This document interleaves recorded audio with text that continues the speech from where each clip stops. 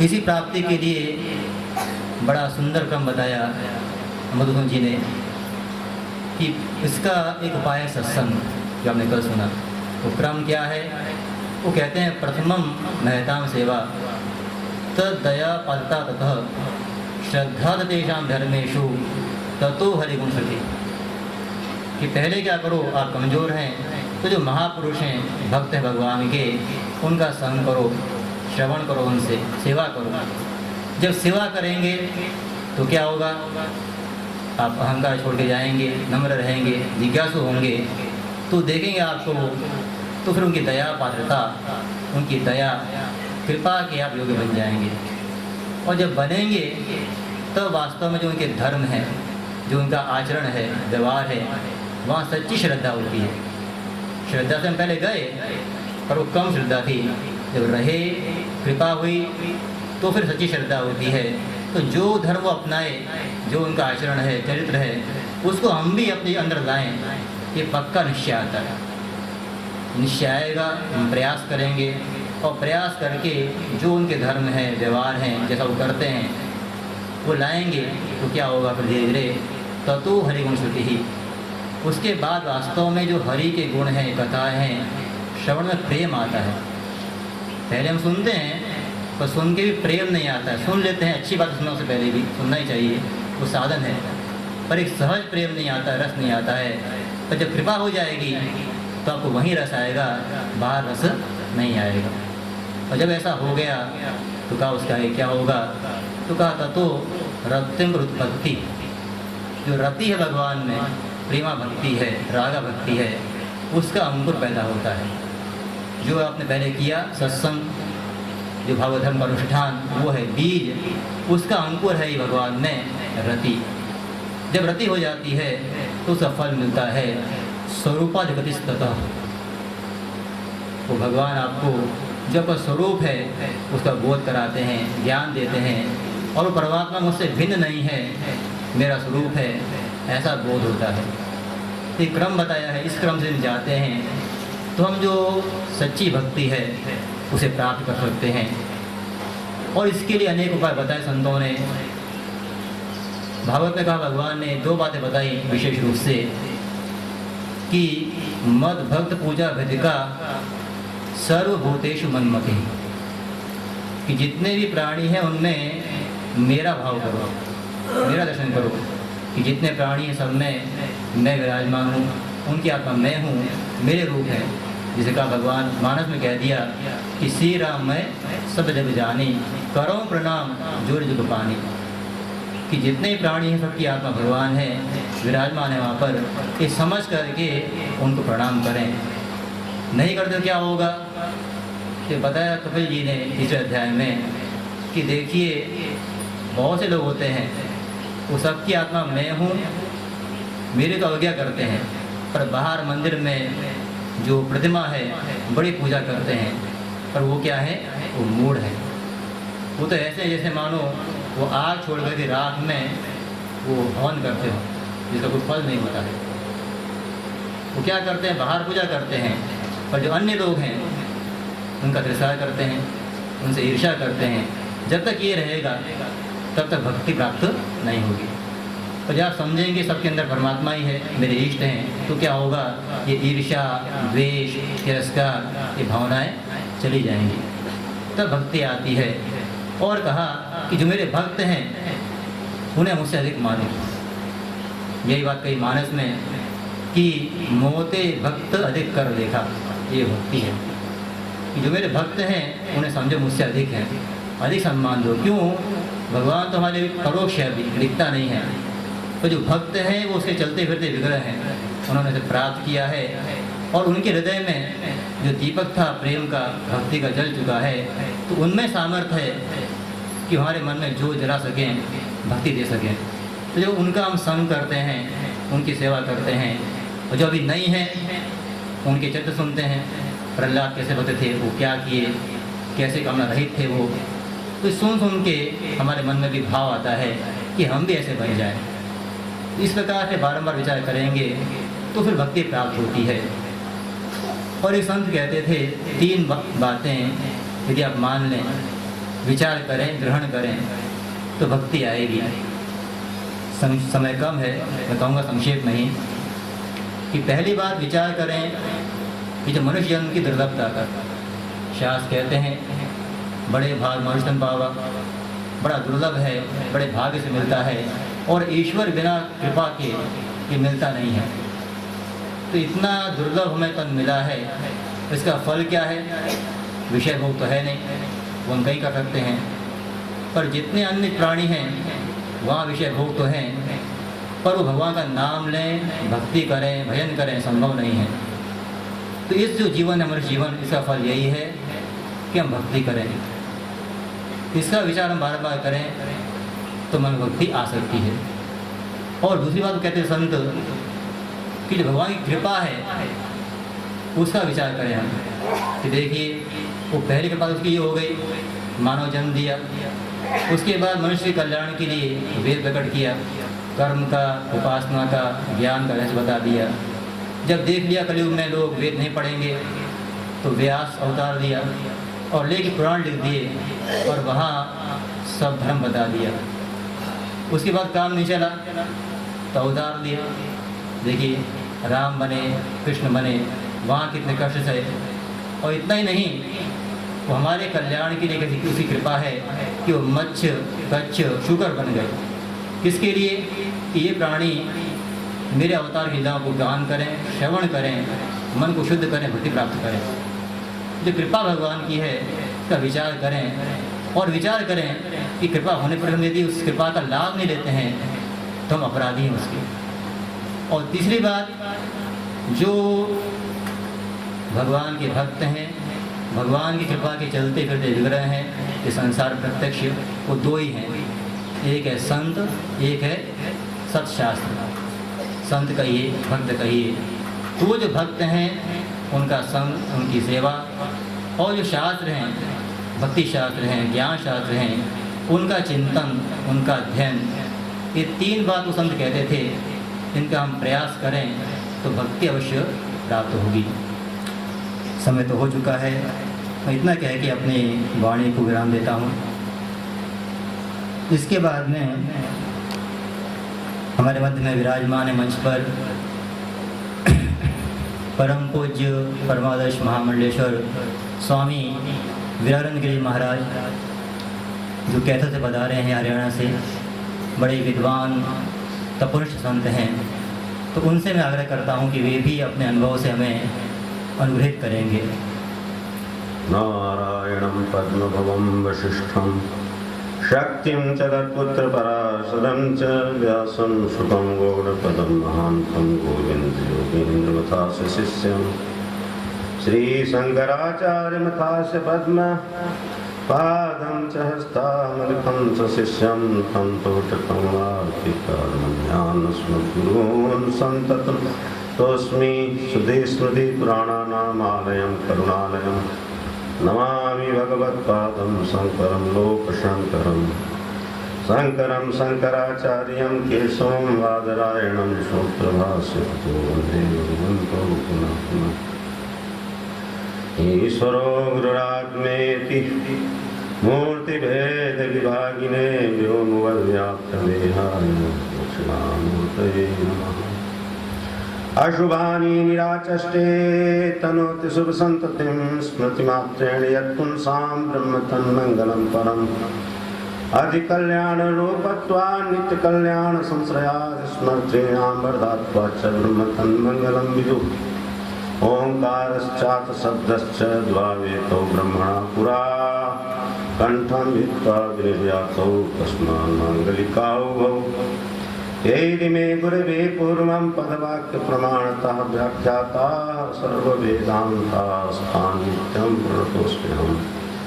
व्याख्याताः सर्ववेदान्तास्तान् नित्यं प्रणतोऽस्म्यहम्, तान् नित्यं प्रणतोऽस्म्यहम्। बोलिए गुरुदेव भगवान की जय। श्री राम जय राम, जय जय राम।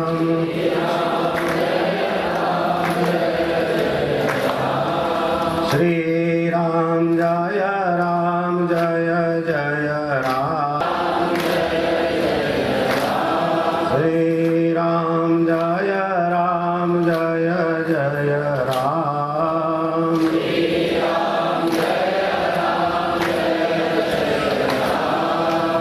राजा रामचंद्र भगवान की। ओंकारेश्वर अमलेश्वर अभयेश्वर नर्मदा मैया हर हर हर हर महादेव महादेव। प्रातः स्मरणीय पूज्य ब्रह्मलीन पूज्य स्वामी जी के चरण बिंदुओं में नमन करते हुए मंच पर विराजमान ज्ञान वयोवृद्ध पूज्य स्वामी जी एवं वर्तमान मार्कंडेय संन्यास आश्रम पीठ के हरीश्वर जी महाराज एवं मंच संचालक स्वामी आशुतोष भारती जी तथा समुपस्थित वीतराग यतिवृंद भक्तगण एवं भक्तिमती माताओं, जैसा कि आज विषय है आपका वैराग्य राग रसिको भव भक्ति निष्ठा। आपने प्रातःकाल सुना कि विषय ये श्लोक जो है, ये वाक्य सूत्र श्रीमद् भागवत से लिया गया है। पूरा श्लोक क्या है? देहे स्थिमांस रुधिरे विमतिं त्यजत्वं जाया सुतातिषु सदा ममतां विमुञ्च पश्यानिशं जगदिदं क्षणभङ्गनिष्ठं वैराग्य राग रसिको भव भक्ति निष्ठा। वैराग्य राग रसिको भव भक्ति निष्ठा। ये पूरा श्लोक है। तो क्या कहा कि देहे स्थिमांस रुधिरे। शास्त्रों में आया है कि ये संसार क्या है। संसार का अर्थ पिछले दिनों सुना, संसरती की संसारा, जो संसरण कर रहा है। देखत नयन चला जग जाई, कहते देखत नयन चला जग जाई का जोड़ू कुछ थिर न रहा। जो विवेकी होते हैं ना, वो सोचते हैं संसार जा रहा है, इसको क्या जोड़े। हाँ, कितना प्रयास करते हो शरीर में, लेकिन कितना इसको खिलाते हैं, अच्छा अच्छा सजाते हैं, लेकिन फिर भी झुर्रियां पड़ जाती हैं, बुढ़ापा आ जाता है। इसका मतलब क्या? चला गया, युवावस्था चली गई। तो संसरती की संसारा, जो संसरण करे इसका नाम संसार है। एक लक्षण और करते हैं, अहम ममेति संसारा। अहम ममेति संसारा, ये जो अहम ममेति इस प्रकार की जो बुद्धि हो रही है, ये भी संसार ही है। तो अहम मम बुद्धि, इसको भी संसार ही कहते हैं। कहाँ अहम हो रही है? कहते अनात्मनि देहादौ या आत्मबुद्धि सा भ्रम बुद्धि। जो अनात्मा देहादि में जो आत्मबुद्धि हो रही है, हाँ, एक इसको भ्रम ज्ञान कहते हैं। तद्वती तत्प्रकार को अनुभव यथार्था, तद अभावती तत्प्रकार को अनुभव अयथार्था। शास्त्रों ने यथार्थ अनुभव और अयथार्थ अनुभव का लक्षण किया है। अगर आपकी आत्मा में आत्मत्व बुद्धि होती है तो समझो सच्ची बुद्धि है। आत्मा में आत्मबुद्धि होती है तो सच्ची बुद्धि है, वो भ्रम बुद्धि नहीं। रस्सी में रस्सी बुद्धि होती है तो सच्ची बुद्धि है, लेकिन सर्पत्व भावती, सर्प है नहीं, ऐसे रस्सी में सर्प बुद्धि होती है तो भ्रम है। रस्सी में सर्प बुद्धि हो रही है तो भ्रम है। ऐसे ही अगर आपको अपनी आत्मा में आत्मबुद्धि हो रही है कि मैं आत्मा हूं, तब तो सच्ची बुद्धि है, वो झूठी नहीं हो सकती है, सच्ची है, शास्त्र प्रमाणजन्य है, गुरुओं से श्रुत है। और यदि आपकी अनात्मनि आत्मबुद्धि हो रही है तो भ्रम। और ये जो भ्रम होता है बड़ा अनर्थ का कारण होता है। भ्रम बड़ा अनर्थ का कारण माना गया है। इसलिए क्या हो रहा है? भ्रम यही हो रहा है। इसलिए इसमें कहा देहे स्थिमांस रुधिरे विमतिं त्यजत्। हमारा भ्रम हो रहा है, ये अनात्मन देहादो, ये अनात्मा है देहादि। ये देह जो है, देह है, इंद्रियां हैं, अहंकार है, मन है, बुद्धि है, ये क्या है? ये अनात्मा है। इसमें आत्मबुद्धि हो रही है, बस यही संसार है। तो जो अनात्मन देहादो आत्मबुद्धि, एक ये भ्रम हो रहा है। तो इसको हटाना है।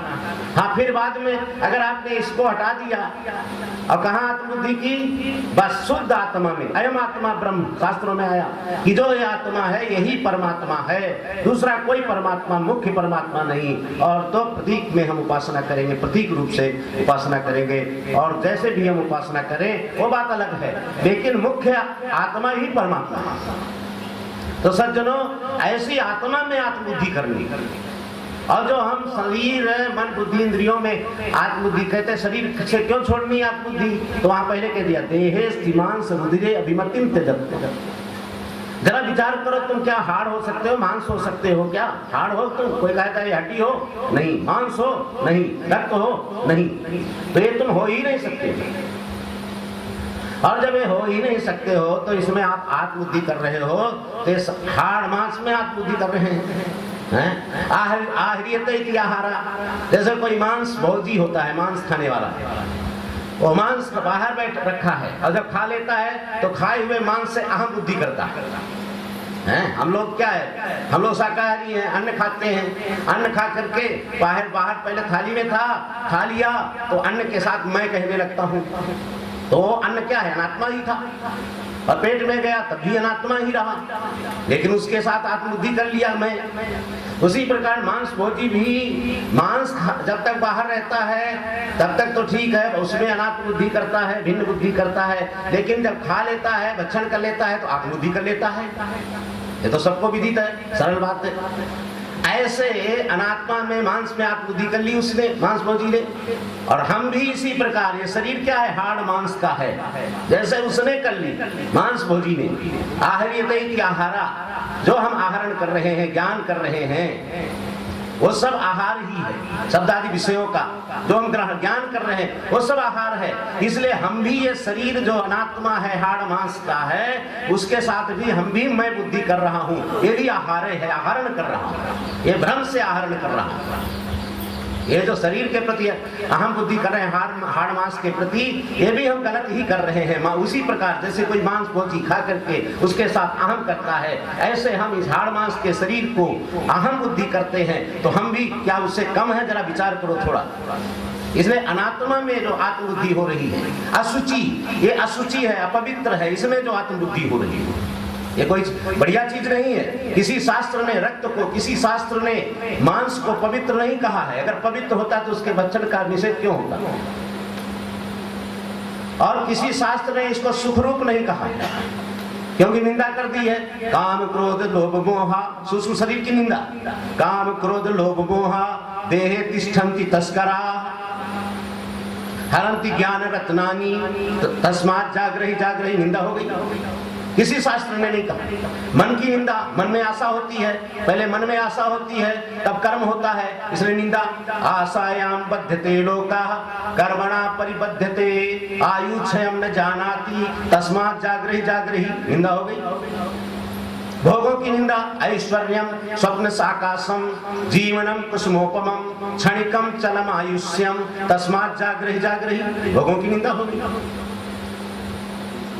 तो जब ये सब अनात्मा है, प्रत्यक्ष देह अस्थि मांस रुधिर अनात्मा है, तो हम उसमें जो आत्मबुद्धि कर रहे हैं, आहरण कर रहे हैं, मेरा बिल्कुल गलत आहरण हो रहा है सज्जनों। इसलिए विचार से, ये प्रहार से नहीं होगा। यहाँ जैसे बाहर से पत्थर तोड़ना है तो एक घन का प्रहार कर देते हैं तो टूटेगा, एक बार नहीं तो 100 बार में टूटेगा।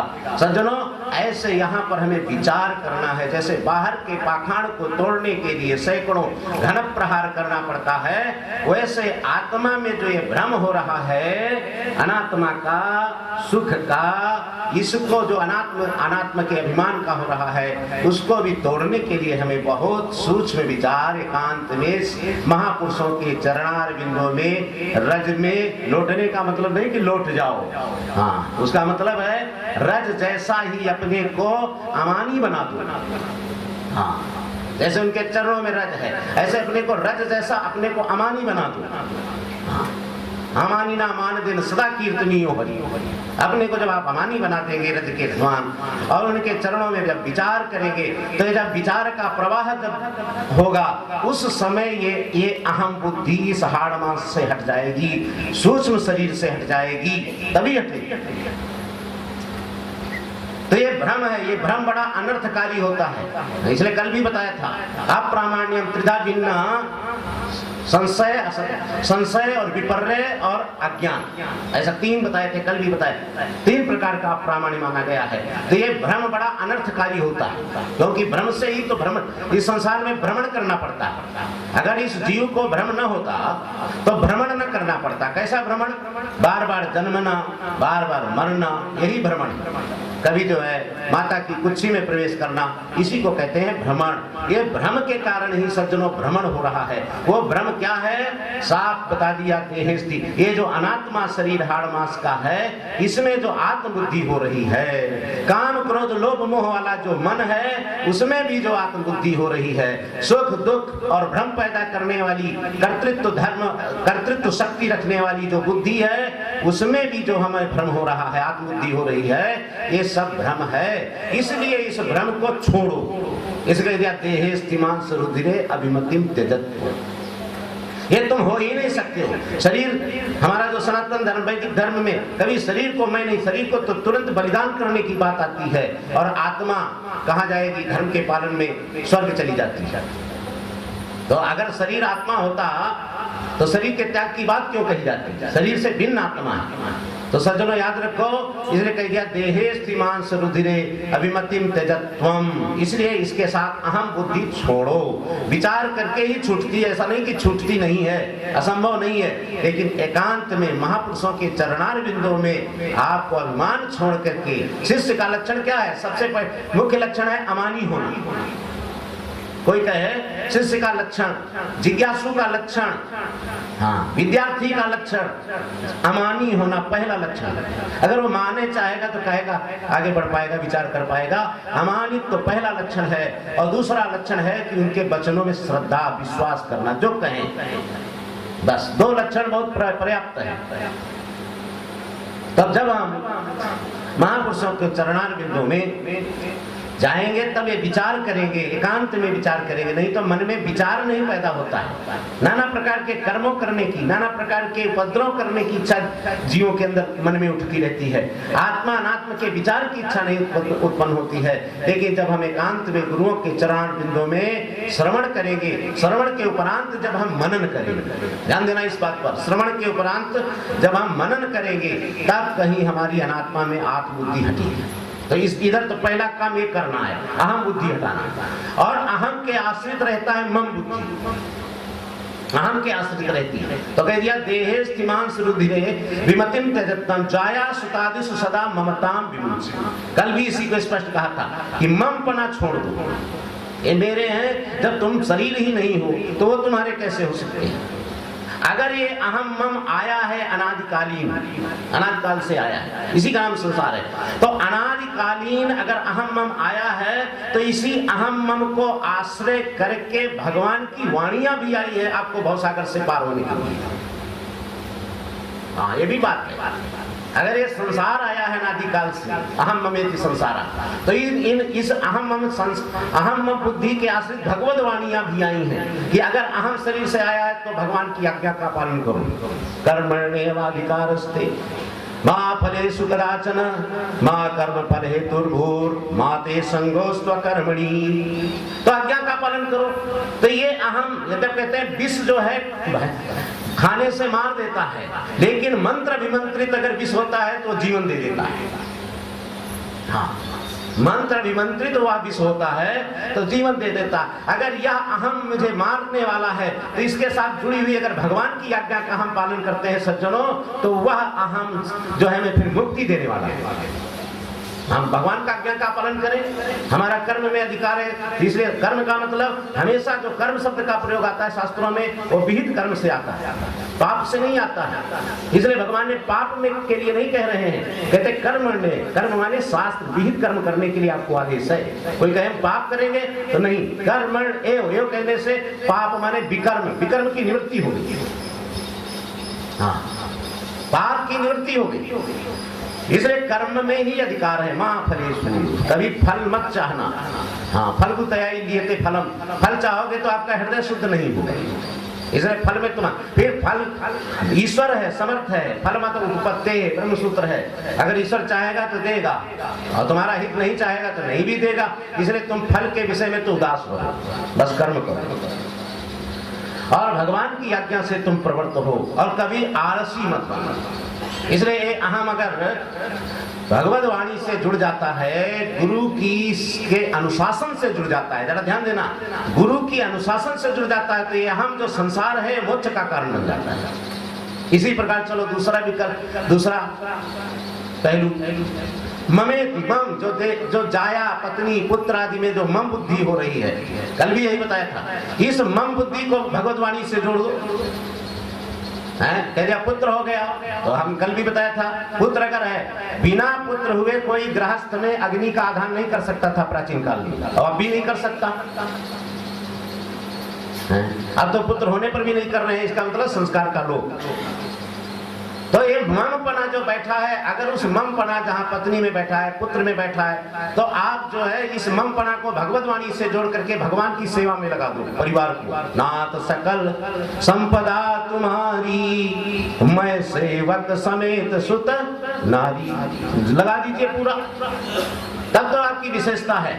नहीं तो ये मम मारने वाला है। अहम मम बंधन है, सबसे बड़ा बंधन है। मुक्ति क्या है? ना अहम न मम, मुक्ति यही है, और नहीं तो मारने वाला है। इसलिए मम को अगर मम है तो जोड़ दो।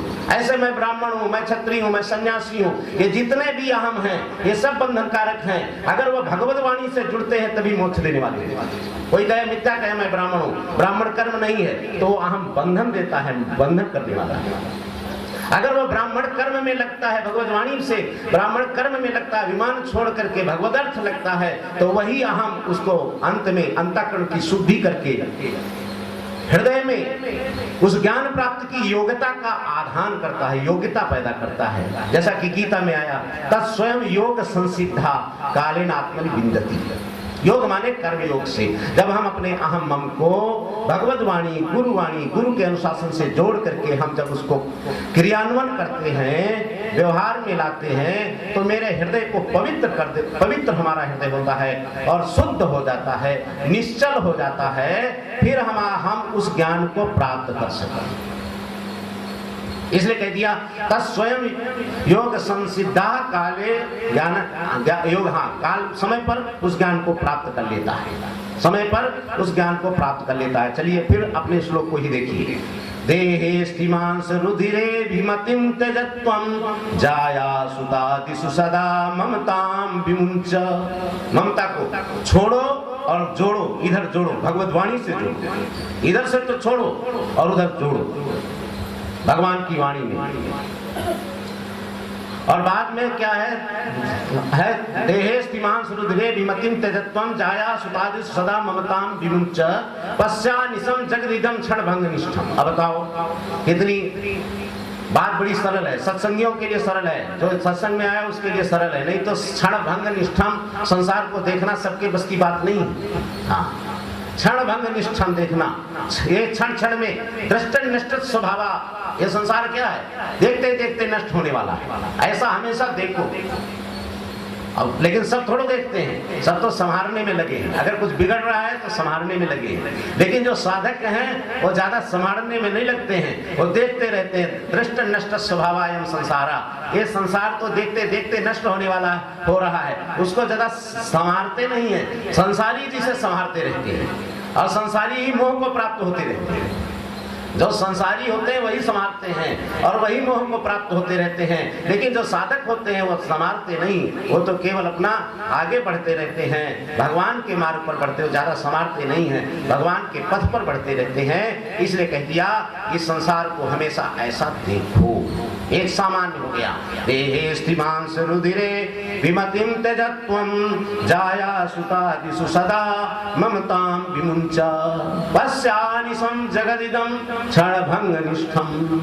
तीन बातें हो गई, इसलिए क्षण भंग निष्ठम देखो। फिर क्या कह दिया अंत में आता, वैराग्य राग रसिको भवभक्ति निष्ठा।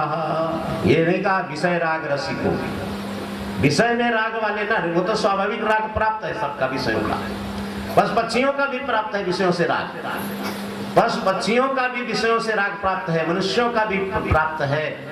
वहां के क्या विषय राग रसिको भव भक्ति निष्ठा नहीं कहा, क्या कहा? वैराग्य राग रसिको भव भक्ति निष्ठा। वैराग्य में राग रसिको, हाँ ध्यान देना है यहाँ पर।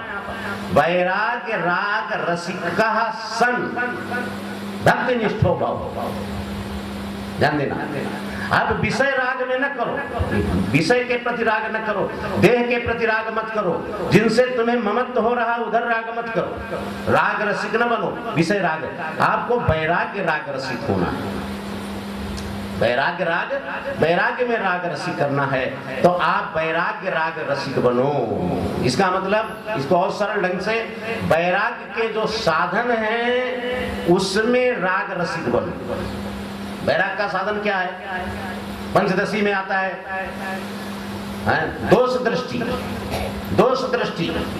दोष दृष्टि जिहासा चा पुनर्भोगेषु अधीनता, ऐसा वचन आता है। इसलिए दोष दृष्टि रखो।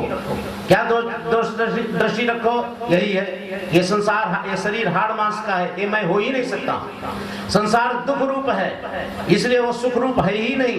इस प्रकार हमेशा जो है वैराग्य का जो साधन है उसमें जो है उसमें रसिक बनो, क्योंकि वैराग्य का साधन जरा करने में कठिन है।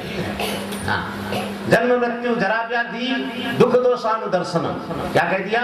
जन्म मृत्यु जरा व्याधि दुख दोषानुदर्शनम, जन्म में भी दुख होता है, इसलिए कह दिया जन्म दुखम जरा दुखम जाया दुखम पुनः पुनः अंतकाले महादुखम तस्मात् जागृहि।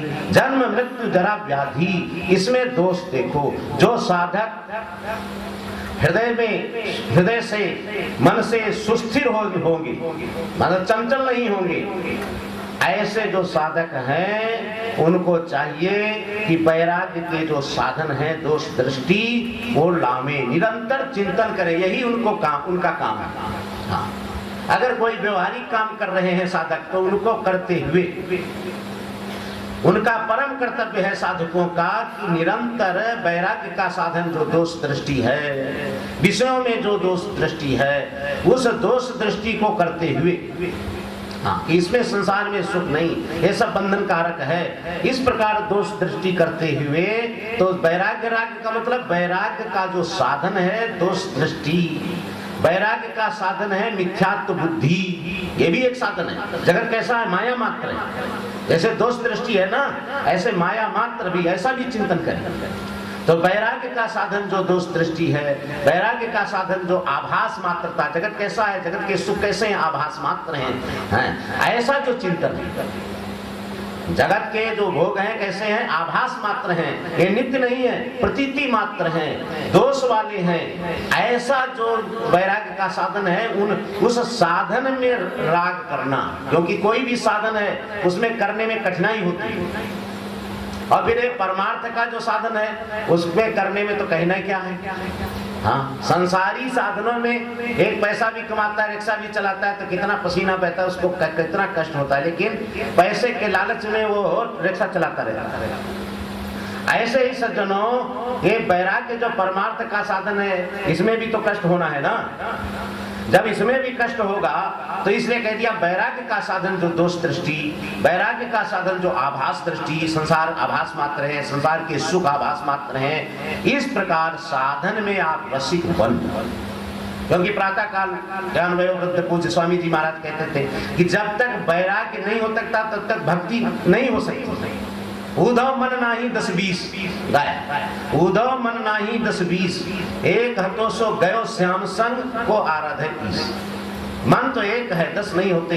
इसलिए सज्जनों, ये वैराग्य तो वैराग्य के साधन, संसार से मन को तो हटाना ही होगा, और बिना हटाए हुए मन तो एक है, चाहे जहां लगाए, चाहे हरि की भक्ति कर, चाहे विषय कमाए, तो मन एक है। इसलिए उसको कह दिया वैराग्य राग रसिको। वैराग्य का जो साधन है, क्या साधन बतलाया गया? दोष दृष्टि, आभास दृष्टि, इसमें राग निष्ठा वाले बनो, माने कर्म निष्ठ। जैसे कर्म निष्ठ होता ना, ऐसे वैराग्य निष्ठ शब्द। वैराग्य का साधन दोष दृष्टि आभास दृष्टि में निष्ठा वाले बनो, बस ये कह दिया। तो वैराग राग रसिको जब निष्ठा वाले बनोगे तो कह दिया अंत में भाव भक्ति निष्ठा। अब आया भक्ति निष्ठा का विषय। तो भक्ति दो प्रकार की, हाँ भक्ति दो प्रकार की, एक है सगुण भक्ति, एक है निर्गुण। हाँ वैराग्य के पहले वाली बात है, वैराग्य कैसे होगा, तो वहां भाई एक जरा संकेत बीच में बात है, एक आदत कर्म से विरति। गोस्वामी जी लिखते हैं कर्म से विरति योग से ज्ञाना, ज्ञान मोक्ष प्रद वेद बखाना। इसलिए जो यहाँ वैराग्य राग रसिको आगे, इसके पहले क्या है, पहले जीव को कर्मात्मिका भक्ति करनी पड़ेगी। कर्मात्मिका कर्म चैव तदर्थीयम सदित्य विधीयते कर्मणा तम अभ्यर्थ सिद्धिम विन्दति मानवा, ऐसा जो आया ना वचन। तो पहले कर्मात्मिका भक्ति करनी पड़ेगी। जब जीव कर्मात्मिका भक्ति करेगा, ईश्वर अर्पण बुद्धि से कर्म करेगा, तब उसके हृदय में विवेक वैराग्य आएगा, विवेक आएगा, और विवेक के उपरांत अनंतर ये वैराग्य की साधना शुरू होगी। ये भी ध्यान देना है। कर्मात्मिका भक्ति के करने के बाद ही उसके विवेक आएगा, और विवेक के अंतर वैराग्य राग रसिकत्व आएगा। माने वैराग्य का साधन दोष दृष्टि है, आभास दृष्टि में निष्ठा करनी पड़ेगी, और इसके बाद भक्ति होगी। तो कह दिया भाव भक्ति निष्ठा। अब यहाँ पर विचार चल रहा है आगे का। तो जब वैराग्य हो गया तो कौन भक्ति, तो दो प्रकार की भक्ति है। हाँ जैसे यहाँ आता है श्रोत्रिय ब्रह्मनिष्ठ परमहंस, ऐसे भागवत में आता है भागवत परमहंस। हैं दो परमहंस हैं अगर आप विचार करके, एक भागवत परमहंस, एक ब्रह्मनिष्ठ परमहंस। तो जो अगर सगुण भक्ति करना है तो श्रवणम कीर्तनम विष्णु स्मरणम पाद सेवनम अर्चनम बंधनम दास्यम सख्यमात्म निवेदनम, जैसे कि सब देव बड़े बड़े हुए हैं। तो ये सगुण भक्ति है। गोपिकाओं को देखो, पति को छोड़ दिया, पिता को छोड़ दिया, बंधुओं को छोड़ दिया, सब कुछ छोड़ देती और भगवान की हो गई। तो ये सगुण भक्ति है, तब सगुण भक्ति होगी। जब तक, इसलिए सबसे क्या सीढ़ी क्या है, पहले है कर्मात्मिका भक्ति, फिर विवेक पैदा होगा, विवेक के बाद वैराग्य होगा, और वैराग्य में निष्ठा करते हुए, साधनों में निष्ठा करते हुए साधकों को क्या करना पड़ेगा, तब वो सगुण भक्ति करेंगे। अब ये चाहे वो श्रवण, अब उसके चित्त का मोड़ कैसा है, अगर चित्त तो सगुण भी भक्ति कर सकता है, और अगर चित्त का मोड़ और है तो सगुण भक्ति करे पहले, सगुण भक्ति। और सगुण भक्ति भी जब करेगा, श्रवण कीर्तनम समर्पण कर देगा, इसके बाद वो निर्गुण निराकार परमात्मा के साक्षात्कार की बात आएगी। ये बात जरा ध्यान, सगुण भक्ति करने, हाँ ये है कि कोई पिछले जन्म में कराए इसलिए यहाँ सन्यासी बन करके जो है सीधा ब्रह्म चिंतन में लग गए, वो बात अलग है। लेकिन एक क्रम ऐसा है कि पहले सगुण भक्ति करेगा, और सगुण भक्ति करने के बाद तभी तो आ गया सर्वधर्म संन्यास। हाँ सर्वधर्म संन्यास कब होगा, धर्म और अधर्म दोनों का संन्यास। सर्वधर्म धर्म परित्यज्य माम एकम शरणम व्रज, सर्वधर्मान परित्यज्य माम एकम शरणम व्रज। तो जब धर्मों को त्यागेगा, कब त्यागेगा, पहले तो सगुण भक्ति परम भागवत धर्म अपनाए, और भागवत धर्म अपना करके जब समर्पण हो जाता है जीव, इसके बाद ब्रह्म साक्षात्कार की इच्छा पैदा होती है। और जब ब्रह्म साक्षात्कार की इच्छा पैदा होती है, फिर जो है वो ज्ञान की साधना, तब संन्यास है। इसलिए क्या हो गया, फिर से सुनिए, देहे स्तिमांस रुधिरे विमतिम त्यजत्वम जाया सुतादिषु सदा ममतां विमुञ्च पश्यानिशं जगदिदं क्षणभंगनिष्ठं वैराग्य राग रसिको भव भक्ति निष्ठा। तो इसलिए यहाँ पर भक्त निष्ठा, चाहे वो सगुण में निष्ठा करे पहले, और बाद में जब सगुण निष्ठा हो जाएगी और सगुण का जो है हृदय और निश्चल हो जाएगा, निर्मल हो जाएगा, तब उस परमात्मा को जानने, और इधर वो वैराग्य भी पर वैराग्य में बदल जाएगा। दोनों बातें आएंगी, इधर वैराग्य पर वैराग्य में बदल जाएगा। जो अभी कर्म करने से जो वैराग्य हुआ है, ये वैराग्य पर वैराग्य में बदल जाएगा, और ये सगुण भक्ति जो हमारे हृदय में तीव्र ब्रह्म जिज्ञासा की पैदा कर देगी।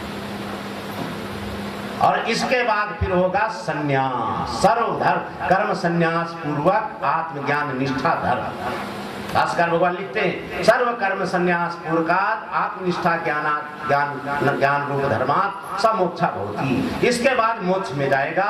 इसलिए सज्जनों व मोक्ष के लिए अंत में संन्यास है। लेकिन कब संन्यास है और अंत में पर वैराग्य होगा, तब वो धर्म आएगा जीवन में, सर्व कर्म संन्यास पूर्वक आत्मज्ञान निष्ठा रूप धर्म, तब वो मोक्ष की ओर जाएगा। इसलिए साधन ये जो विषय रखा गया बड़ा अच्छा विषय है। लेकिन इधर चलना कहना तो सरल है, कथनी मीठी खांसी करनी विष की लोए, कथनी तज करनी करे तो विष से अमृत होए। सुनाना सुनना, फिर भी थ्योरी प्रक्रिया आत्मक ज्ञान सिद्धांतिक ज्ञान भी करना पड़ा। ये भी जो है कोई सरल नहीं, इसको भी होना चाहिए, रास्ता का पता होना चाहिए। इसलिए कि कैसा कहाँ रास्ता जा रहा है, इसलिए सिद्धांतिक ज्ञान भी चाहिए। अतः पहले कर्मात्मिका भक्ति साधक करे, अंतःकरण को शुद्ध करे, वैराग्य विवेक प्राप्त करे, विवेक के बाद वैराग्य माने वैराग्य के साधनों में लगे, और साधनों में लगता हुआ भगवान की सगुण भक्ति करता हुआ अपने हृदय में पर वैराग्य को प्रकट करता हुआ और भगवान की को जानने की प्रबल जिज्ञासा को पैदा कर ले। इसके बाद तद विज्ञानार्थम गुरुमेवा विगच्छेद समित पाणी श्रोत्रियम ब्रह्मनिष्ठाम। वैराग्य बढ़ेगा, विवेक आएगा, और फिर जो पराभक्ति है वो प्राप्त होगी।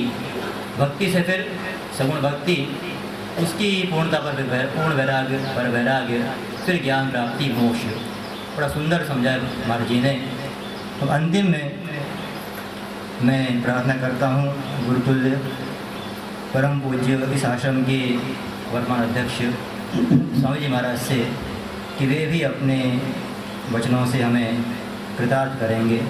पूज्य स्वामी जी। तो मेरे गुरुपाद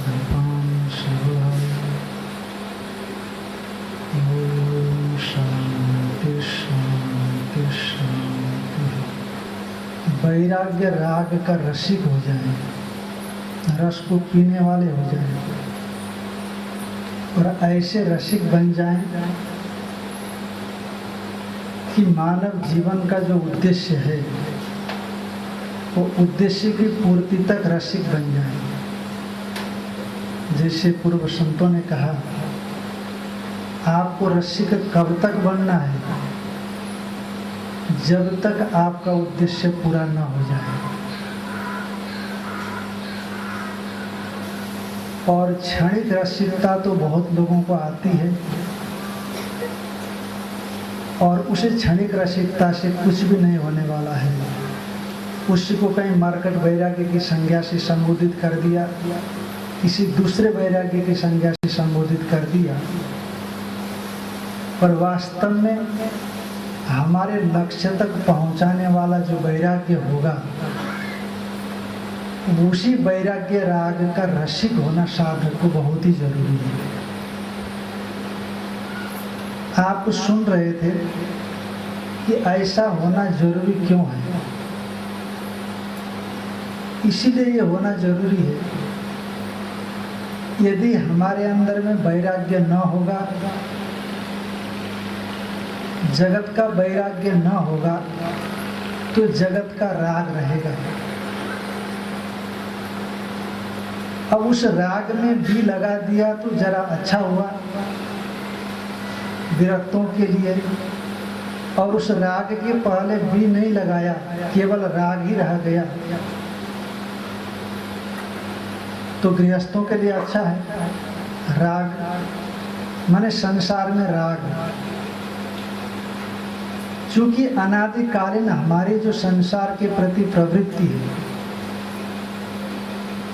उस प्रवृत्ति के संस्कारों से संसार के रूप रस गंध स्पर्श शब्द इत्यादि जो तमाम विषय हैं, उन विषयों में राग हो गया, संबंध हो गया, आसक्ति हो गई, ममत्व हो गया।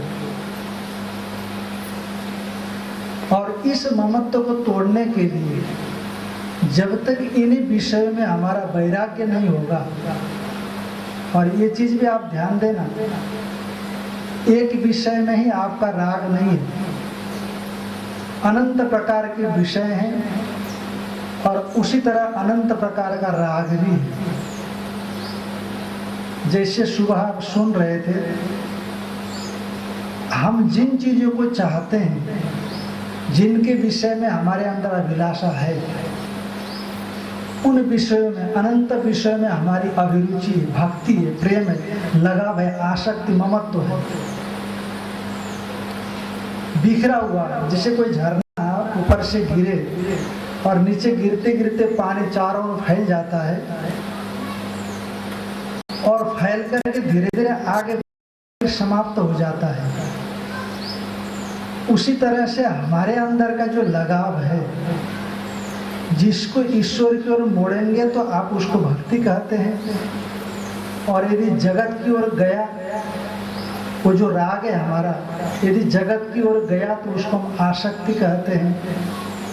और संसार के तमाम विषयों में फैल फैल करके ईश्वर की ओर तो हम जोड़ नहीं सके, बस एक दिन खत्म हो जाते हैं, जैसे झरने से गिरा जल खत्म हो जाता है।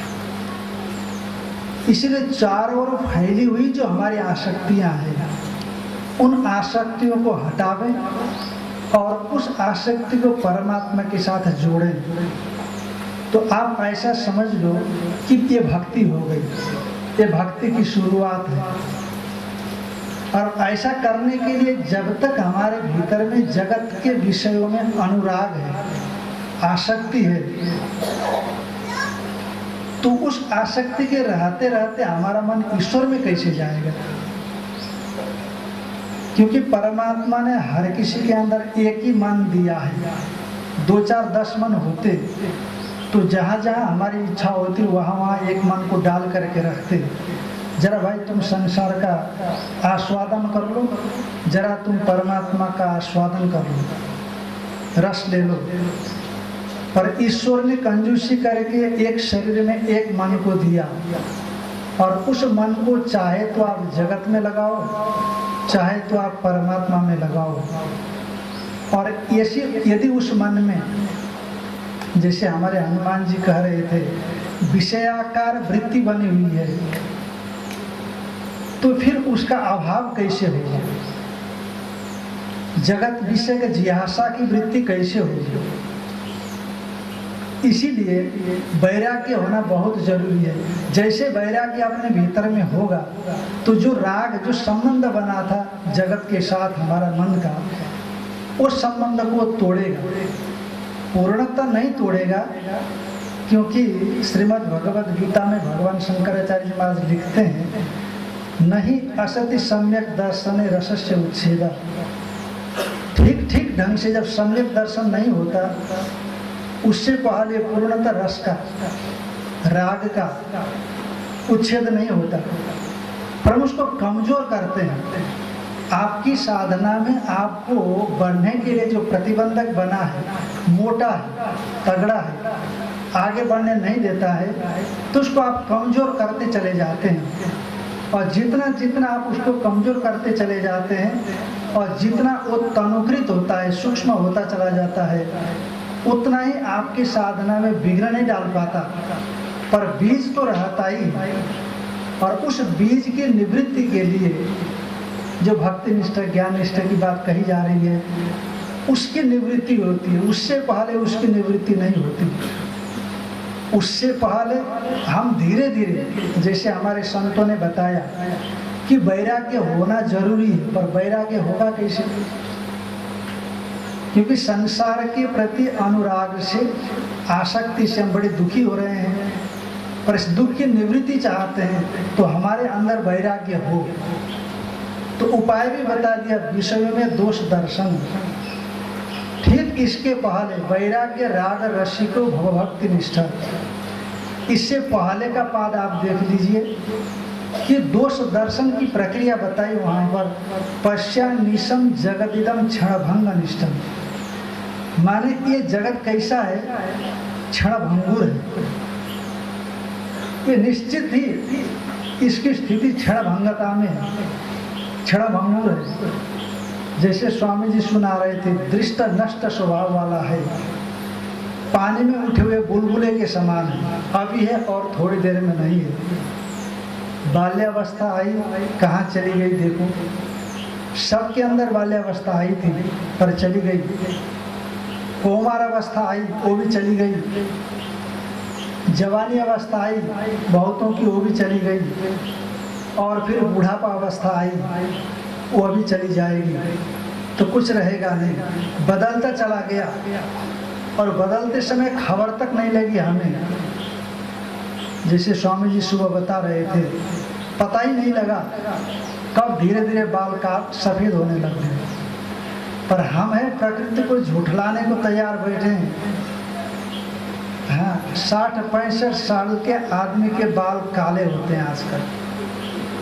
हाँ, 60-65, प्रकृति हमें सावधान कर रही है, तुम सावधान हो जाओ कि तुम्हारे बाल काले सफेद हो गए हैं, दांत गिरने लग गए हैं, शरीर में कमजोरी आने लग गई है।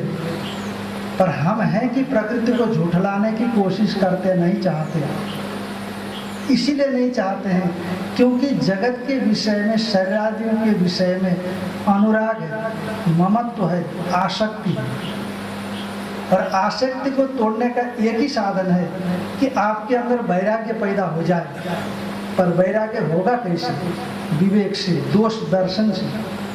विवेक होगा तो दोष दर्शन होगा। आप देखते हो, जिस व्यक्ति में किसी तरह का दोष आपको दिखा, जिसको आप नहीं चाहते हो, तो आप वहां से अलग हट जाते हो। आप जानते हो कि इस व्यक्ति में इस प्रकार का दोष है, आप दोबारा उससे संपर्क नहीं बढ़ाते। संपर्क होने की संभावना से आप डरते हो क्योंकि वह दोष दिखा। उसी तरह से इसके भीतर में हमें दोष दिखने लग जावे, शरीर में दोष दिखने लग जावे। जन्म मृत्यु जरा व्याधि दुख दोषानुदर्शनम। जन्म है, जन्म दुख है, जरा दुख है, व्याधि शरीर में होने वाले दुख है, मृत्यु दुख है। यदि इस प्रकार का दुख की भावना हमारे भीतर में वो तप्रोत होने लग जावे, दोष दिखने लग जावे इसमें, तब तो आप इस दोष दर्शन से वैराग्य की ओर बढ़ सकते हैं। पर ये चिंता होनी चाहिए, विवेक होना चाहिए, तभी दोष दर्शन होगा। नहीं तो कितनी बार ठीक विवेक नहीं है, पर केवल बौद्धिक प्रतिभा से विचार करने लगता है तो उसको उल्टा भी हो जाता है। जिन विषयों में इसकी अत्यंत आसक्ति है और वो समझा, क्योंकि बुद्धि आजकल सभी के पास है, का विचार करने से इस दोष से हम परे हो जाएंगे, और विचार करने लग गया, और विचार करते करते उसी में आसक्त होता है। हमारे संत लोग सच्चाई बताते हैं। एक बार एक संत ने अपनी जीवनी, उनकी जीवनी भक्तों ने लिखी, तो वहाँ बताया कि विरक्त भाव से जंगल में विचरण करते करते जब एक शिला पर बैठ करके चिंतन शुरू किया, तो गृहस्थ जीवन का चिंतन आया। कम से कम 4 बजे से बैठा होगा और रात को 7-8 बज गए, और ऐसे चिंतन में मन डूब गया, रात्रि हो गई, इसका भी पता नहीं लगा। जब चिंतन से मन बहिर्मुख हुआ, अनात्म चिंतन से मन बहिर्मुख हुआ, तो पता लगा कि रात्रि हो गई, अब कहाँ जाए, जंगल की बात। इसलिए कितने बार जब तक हमारे अंतःकरण में, मन में, चित्त में शुद्धि नहीं होती है, तब तक वो चिंतन आपको गलत रास्ते पर भी ले जाता है। इसलिए ऐसे मन वाले साधकों के लिए आगे तो बढ़ना चाहते हैं, पर मन में योग्यता नहीं है, तो हमारे संत लोग चिंतन के रास्ते पर उसको नहीं डालते। तुमको मन को चिंतन की योग्यता हासिल करने की कोशिश करो, ये हमारा शास्त्र का उपदेश है। फिर क्या करें? का हमारा मन चिंतन के लायक बने। महाराज श्री कहा करते थे कि बुद्धि में इतने समझ नहीं है, और जो चीजें बताई जाती है उपदेश, उसको पालन बुद्धि नहीं कर सकती है, धारित नहीं कर सकती है, तो क्या करो? का सेवा करो, कर्म करो। महाराज श्री के गुरु जी थे यहाँ पर, वो जब यहाँ पर आश्रम की शुरुआत थी, तो किसी को कुटिया से बुला करके कहते थे कि पत्थर फोड़ो, और किसी को कहते थे कि तुम कब तक पत्थर फोड़ते रहोगे, जा करके अंदर ध्यान चिंतन करो। तो महापुरुषों को ये बोध है कि ये व्यक्ति ध्यान चिंतन कर सकता है, और महापुरुष को ये जानकारी है कि ये व्यक्ति ध्यान चिंतन से केवल समय बर्बाद करेगा, अपने जीवन को आगे नहीं बढ़ा सकता। इसीलिए यदि आप स्वयं ये देख लो कि आप जिस चीज को छोड़ने के लिए चिंतन कर रहे हो, कहीं उससे जुड़ तो नहीं रहे हो। यदि जुड़ रहे हो तो हमारा पहला कर्तव्य यही है कि हमें उस चिंतन से हट करके अपने मन को चिंतन के अनुकूल योग्यता देने के लिए कोशिश कर लेनी चाहिए। वो यही है कि आप निष्काम भावना से परमात्मा की सेवा करो, निष्काम भावना से महापुरुषों की सेवा करो, निष्काम भावना से देवालय की आप सेवा करो, गौ की सेवा करो। ऐसे करते करते जब मन में योग्यता आ जाएगी, उस योग्यता के बल पर जब धीरे से संसार के विषय में सोचने की क्षमता आएगी, आपको लगने लगेगा भीतर से स्वयं ही ये कब तक जन्म लेते रहे, कब तक मरते रहें, और इसीलिए आपके अंदर में दोष दिखने लगेगा। तो वैराग्य धीरे धीरे प्रतिष्ठित होगा, और जहाँ वैराग्य प्रतिष्ठित होगा फिर आपका मन जगत की ओर नहीं जाएगा। यही खासियत है वैराग्य की प्रतिष्ठा में कि आपका मन जगत की ओर जो दौड़ता था और दौड़ लगाना बंद हो जाएगा। पर जगत की ओर दौड़ लगाने के बाद भी इतना ध्यान रखना कि अपने मन को इस हालत में पहुंचाए जाने के बाद फिर एक लक्ष्य देकर के लक्ष्य में लगाने की जरूरत है। महाराज श्री सुनाया करते थे, अभ्यास वैराग्याभ्याम तन निरोधा, मन का निरोध अभ्यास और वैराग्य से होता है। वैराग्य का मतलब क्या है? मान लो जैसे हम जल संग्रह करने के लिए डैम बना लेते हैं, तो डैम में जल का संग्रह कर लिया आपने, पर यदि कहीं आपने नहर खुदाई करके जल को बाहर निकास नहीं दिया तो हो सकता है कि उसमें कोई दरार पैदा कर दे, हो सकता है कि पानी जल कहीं रास्ता ना बना दे। यदि नहर खुदाई करके जल को आगे बढ़ा लेते हैं तो वो आगे जाकर के दूसरा काम करेगा। उसी तरह से वैराग्य एक हमारे मन को संसार की ओर दौड़ने से रोकने का साधन है।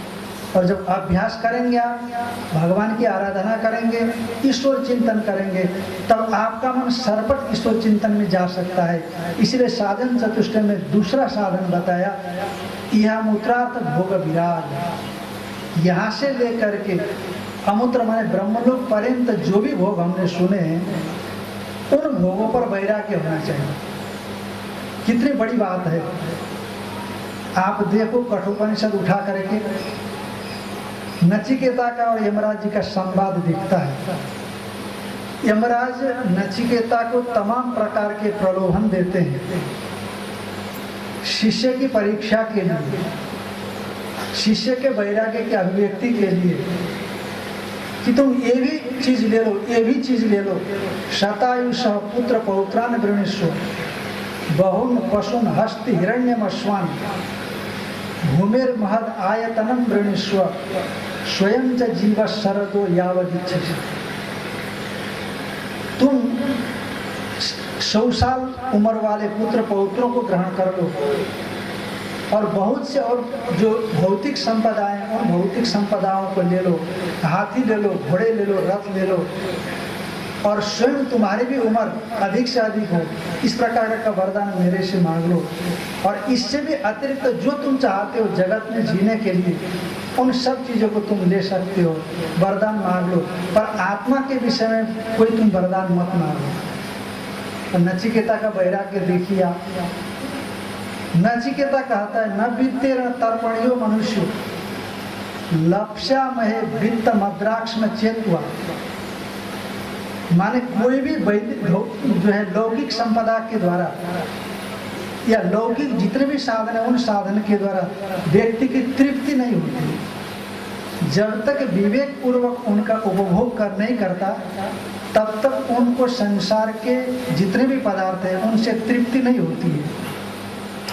क्योंकि सब वस्तुओं का उपभोग से तृप्ति नहीं होती। यदि आप ऐसा मानते हो कि वस्तुओं के उपभोग से तृप्ति होती है, तो हमने जब से होश संभाला तब से लेकर के आज तक जगत के विषयों का सेवन किया इस जन्म में। और हमारा शास्त्र कहता है आप अनादि से हो, जन्म जन्म से हो, तब से लेकर के विषयों का सेवन करते हम लोग आ रहे हैं, पर तृप्ति कहाँ हुई? महाराज श्री कहा करते थे, खाते खाते आंतें खराब हो गई, पर खाने की तृष्णा नहीं मिटी।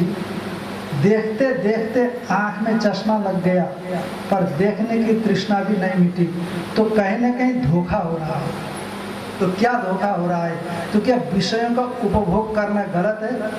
का विषयों का उपभोग तो करना ही होगा, नहीं तो जिएगा कैसे। भगवान ने आंख बनाई, कान बनाए, ये सब बना करके इस जीव को दे दिया, तो जगत के रूप रस गंध स्पर्श के ग्रहण करने के लिए दे दिया, पर अविवेक पूर्वक ग्रहण करने के लिए नहीं दिया, विवेक पूर्वक ग्रहण करने के लिए दिया। विवेक पूर्वक ग्रहण करके फिर उनसे परांगमुख हो जाओ, आवृत चक्षु हो जाओ। परंजी खानी व्यतीर्णत स्वयंभूष तस्मात् परंग पश्यति नान्तरात्मा। परमात्मा ने इंद्रियों को बना करके बाहर की ओर लगा दिया, हमारा हिंसित कर दिया, इसीलिए बाहर के विषय को ही देखती है। तो हम भी देखते हैं, गलत क्या करते हैं का, पर देखो परमात्मा ने ये दिखा दिया, बुढ़ापे आने के बाद हर एक इंद्रियां काम करना बंद कर देती है, इंद्रियां अंतर्मुख होना चाहती है, इसीलिए तुम भी अंतर्मुख हो जाओ। आपके भीतर में संसार के विषयों का सेवन की इच्छा है, तो परमात्मा जबरदस्ती कैसे कर सकता है? इसलिए इंद्रियां बना करके आपको दे दी, विषयों का सेवन कर लो, पर साथ साथ में शास्त्र दे दिए, विवेक पूर्वक विषयों का सेवन करोगे तो ही आप उन विषयों से परे हट सकते हो, तभी आपको उन विषयों से वैराग्य हो सकता है। पर यहाँ तो केवल सेवन करने का जो है चल रहा है, पर विवेक नहीं है, और विवेक पूर्वक सेवन न होने से न तो शरीर से वैराग्य होता है, न तो शरीर के संबंधियों से वैराग्य होता है। इसीलिए इस श्लोक में यही बताया जा रहा कि शरीर से और शरीर के संबंधियों से वैराग्य प्राप्त करो, इनके अभिमान को छोड़ दो। वस्तुतः शरीर में अभिमान को छोड़ना इतना आसान नहीं है, ममत्व को छोड़ना तो कदाचित आसान है। महाराज श्री हम लोगों को सुनाया करते थे, देखो आप लोगों का काम एक बचा है, क्योंकि घर छोड़ करके आए तो ममत्व को छोड़ दिया, पर अहम बीज पड़ा हुआ है अभी, और यदि इस अहम बीज को नहीं छोड़े तो ये अहम बीज फिर ममत्व का अंकुर पैदा कर देगा। इसलिए अहम बीज को छोड़ना, तो अहम बीज को कैसे छोड़ना? पश्यानिशम जगदिदम क्षणभंग अनिष्ठम, ये साधन बताया। और उसके बाद वैराग्य राग रसिको भव भक्ति निष्ठा, भक्ति में निष्ठा से संपन्न हो जाओगे आप, तो आप देहाभिमान का परित्याग कर सकते हो। जैसे आदरणीय स्वामी जी ने आपको बताया, यदि निर्गुण भक्ति लेते हैं तो भक्तिया माम अभिजानाति यावन यशास्म तत्वतः तत्व माम तत्व तो ज्ञात्वा विशते तदनंतरम, फिर वो अशरीरी आत्मा भाव को प्राप्त करता है, शरीराभिमान का परित्याग कर देता है। जो अभी तक उसमें शरीर में आत्माभिमान था उसको छोड़ देता। इसीलिए साधकों के लिए ये बहुत जरूरी है कि अपने अधिकारित्व को पहचानें, और यदि हम वैराग्य में सुदृढ़ नहीं हो पा रहे हैं तो वैराग्य में सुदृढ़ होने के लिए उसके जो साधन है उन साधनों को करके वो वैराग्य को वहाँ तक ले जावें जब तक हम परमात्मनिष्ठ नहीं बन जाते। परमात्मनिष्ठ होना ही हम लोगों के लिए एक जीवन का महान उद्देश्य है। ये उद्देश्य की पूर्ति के लिए ही ये हमारा कार्यक्रम है। तो इस तरह से हमारे पूज्य संत चरणों ने शताम संगो ही भेषजम, इस विषय पर हम लोगों को अपने अनुभूतियाँ, शास्त्र सम्मत अपने अनुभूतियों को परोसा, और उसी तरह से आज के इस प्रसंग में वैराग्य राग रसिको भवभक्ति निष्ठा, कैसे वैराग्य की प्राप्ति होगी, उस राग का रसिक का क्या अर्थ होता है, भक्ति निष्ठता क्या चीज़ है, पूरा विस्तृत ढंग से विवेचन किया। मुझे नहीं लगता है कि कुछ कहने के लिए अवशिष्ट रहा है।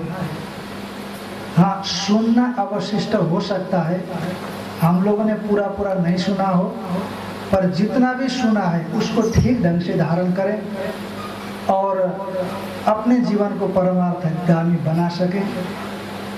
इतने ही कहते हुए अपनी बात पुष्पांजलि को महाराज श्री के चरणों में समर्पित करता हूँ। आगे की सूचना हमारे आशुतोष जी महाराज देंगे। हरिओम तत्सत।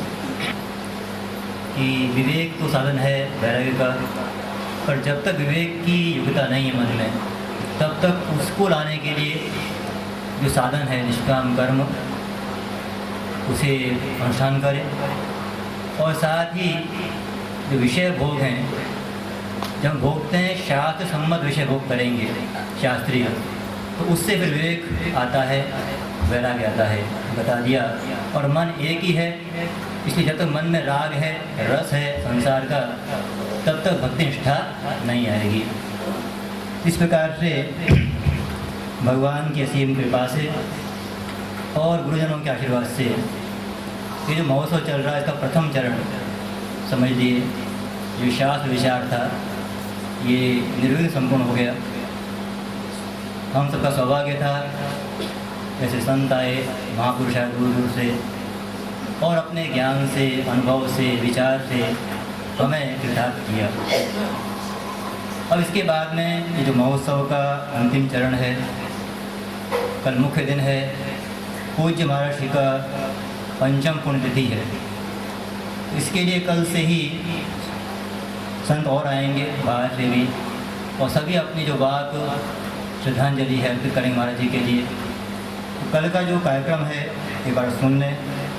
सुबह 6 बजे से मंदिर में अभिषेक होगा, रुद्राभिषेक, और इधर 7 बजे से जो लोग जानते हैं भजन कीर्तन, माताएँ जो भी हो, यहाँ पहुँच जाएं और माइक लेके वो भजन गा सकते हैं 7 से 7:40 तक।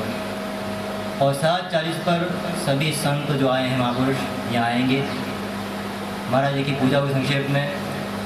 और उसके बाद में एक परंपरा है हमारे यहाँ कि जो कठोपनिषद का प्रथम अध्याय है, उसका हम सामूहिक पाठ करेंगे 7:40 से 8 बजे तक। और 8 बजे के बाद में 11 बजे तक संत लोग आएंगे और सभी महाराज जी के लिए श्रद्धांजलि अर्पित करेंगे, सभा होगी। और उसी सभा के अंतिम में जो महाराज जी के ये प्रवचन थे कठोपनिषद के ऊपर, तो कठोपनिषद प्रवचन नाम से पुस्तक, उसका कल विमोचन होगा। और इसके बाद में 11:15 से जो भोजन प्रसाद है, भंडारा है, वो होगा। तो कल का ये कार्यक्रम है, तो सभी लोग यहाँ 7 बजे आ जाएं, भजन गाएं जो गा सकते हैं, बाकी श्रवण करें, और फिर जब संत आएंगे तो आगे कार्यक्रम चलेगा। यही सूचना थी।